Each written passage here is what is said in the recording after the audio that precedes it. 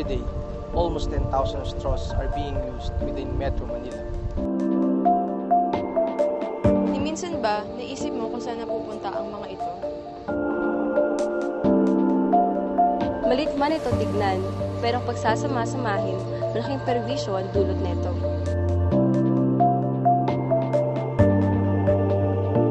Kaya naisip namin i-promote ang paggamit ng stainless steel straw.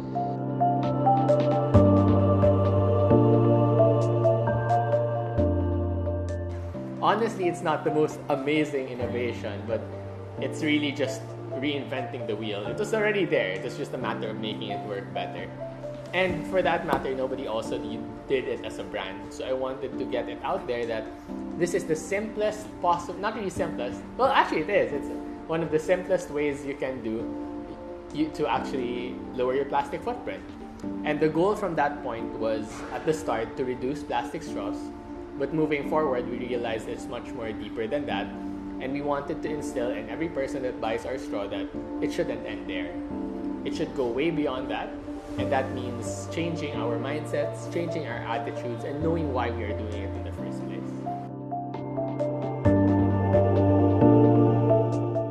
Around, I'd say, at least 60 to 70,000 siguro.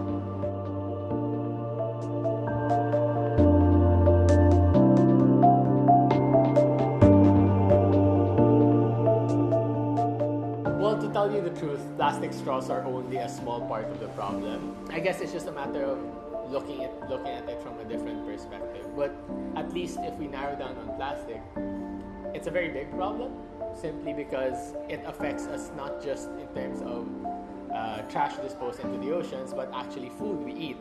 It affects us in especially our fishermen in their daily livelihood, or even people who are informal settlers in areas that flood easily, blocked by plastic.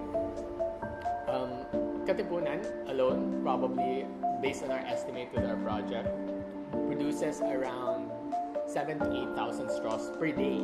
This area alone, yeah. So 8,000 straws, multiply that by 30, that's 24,000 straws. Multiply that by 12, that's almost, how much is that? I don't know. Hundreds of thousands of straws, pretty much. So it's just a matter of looking at it in the perspective that it might be a small part of the problem, but the problem is big enough and it shouldn't even be a problem in the first place.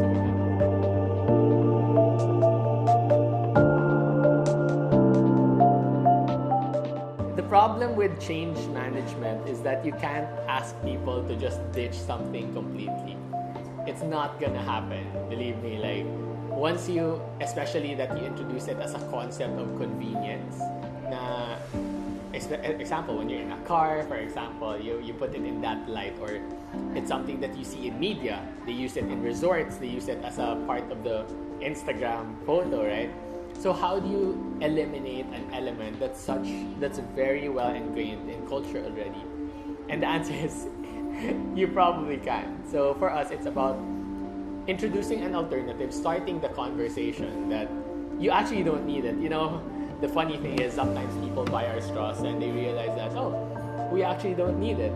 So by that point, you actually, sure, they bought the stainless straw, but you made them realize that there are some things that are actually useless. Like, they start thinking, oh, maybe when I go grocerying, I don't need to bring my bag anymore. I can just hold it with my hand or put it in my backpack.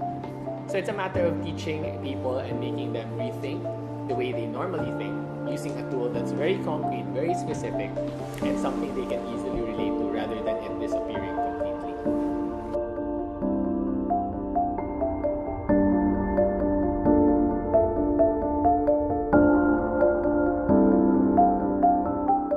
The goal really is to create systems change rather than just consumer-induced, because right now we're focusing on the consumers, and the consumers can only do so much. We do believe strongly in what they can do, but there's a limit to it, and we don't want to stop there.